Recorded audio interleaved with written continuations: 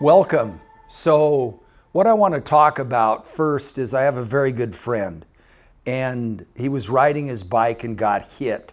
The sun was in the car driver's eyes, and he severed his spinal cord, severe damage, and became a quadriplegic.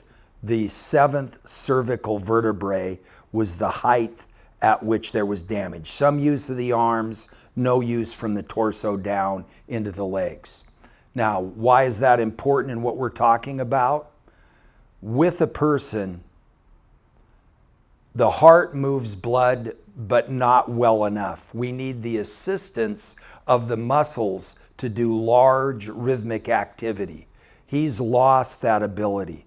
And because of those losses, he needs to have something to make that happen. So we wiggle his lower body for him, and he may have to be on blood thinners because the blood is not being stirred.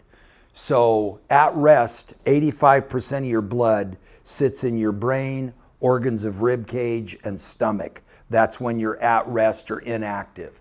So we want to move that blood into the tissue, raise the temperature of that tissue, stir that blood so it's not like unstirred paint, which is thick and sticky. We want our blood to be the right viscosity and not be prone to clotting. That is promoted by large muscle group rhythmic activity.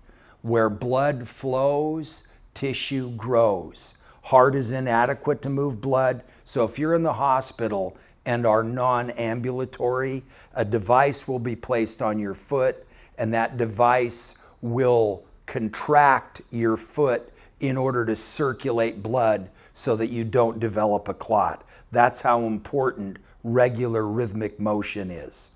So we want to talk about that heat component, and that's blood flow. So I was at a job site, and they manufacture vehicles. They have a 70-pound wiring harness, and before they try and place it in the vehicle, they put it in a heater. The heater raises the temperature. That wiring harness is now much more pliable and easier to place into these bent, twisted, awkward postures. Your oven is your blood flow. Your device to move that blood from the core organs into the tissue that we need pliable is large muscle group rhythmic activity. So what does that look like? Very simple.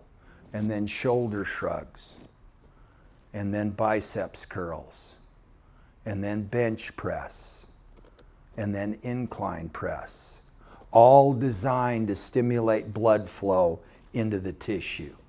And then gentle, then maybe a little foot rotation with a spine rotation, and then this. Where blood flows, tissue grows.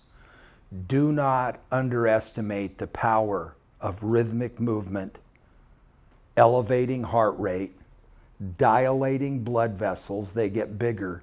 The blood flows in, and the tissue becomes warmer and more pliable and less prone to soft tissue injuries. Thank you so much for coming.